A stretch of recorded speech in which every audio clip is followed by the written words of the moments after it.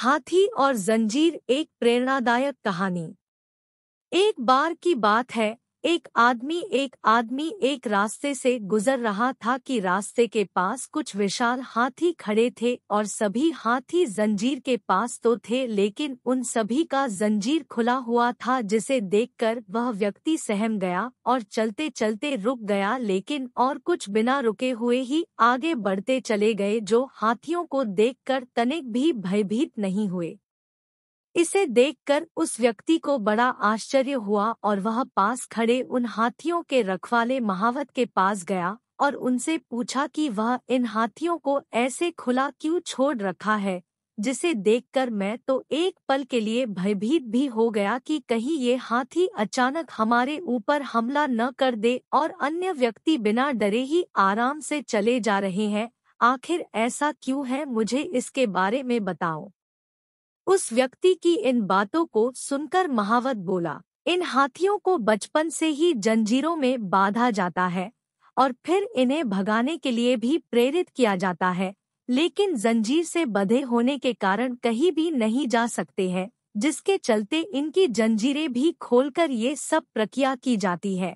और ऐसा तब तक इनके साथ किया जाता है, इन्हें खुद विश्वास नहीं हो जाता है कि ये कहीं भी बिना आज्ञा के कहीं भी नहीं जा सकते हैं, और फिर इन्हें जंजीरें से खोलकर रखे तो भी नहीं भाग सकते हैं, यानी इनकी सोच एक जंजीर तक ही सीमित कर दिया जाता है और ये चाहकर भी इसके बारे में सोच नहीं सकते हैं।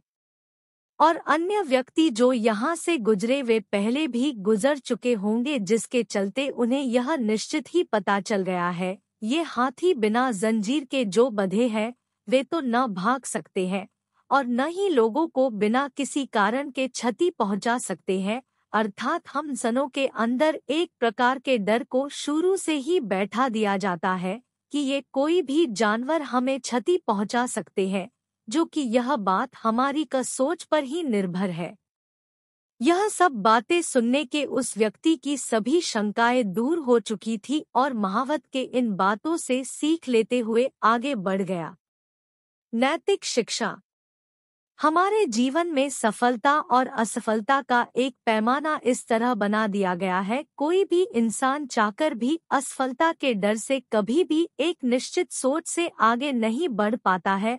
अर्थात जो सब लोग करते आ रहे हैं उसी बने बनाए रास्ते पर हमें भी चलने की आदत पड़ जाती है। जैसा कि हम सब देखते हैं कि बचपन में जब एक निश्चित क्षेत्र के माहौल में रहते हैं तो हमें लगता है हमें वही या वैसी ही पढ़ाई करनी चाहिए जैसे हमारे आसपास के लोग किए हुए, ताकि हम उनके जैसा बन सके। लेकिन जैसे ही हमारी पढ़ाई खत्म होती है, हम किसी भी क्षेत्र के कार्य से जुड़ते हैं तो हमें पता चलता है कि इस क्षेत्र में काश हम भी वे भी कर लिए होते हैं, आज हम बहुत अच्छे जगह होते। लेकिन हमारी सोच के जंजीरों के कारण हम सभी कभी भी अपने अपने लाइफ में बढ़ने का रिस्क ही नहीं लेते हैं, जो हम सभी की विफलता का एक बहुत बड़ा कारण है।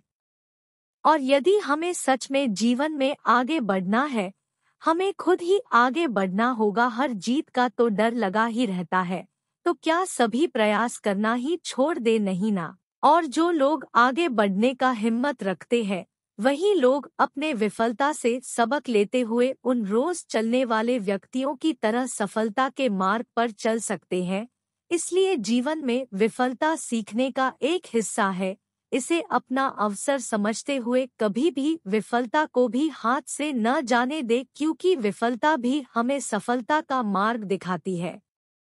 तो आप सभी इस कहानी को पढ़ने के बाद सीख जरूर मिली होगी। तो आपको यह कहानी कैसा लगा कमेंट में जरूर बताएं और ऐसी नई नई कहानी को सुनने के लिए चैनल को सब्सक्राइब जरूर करें।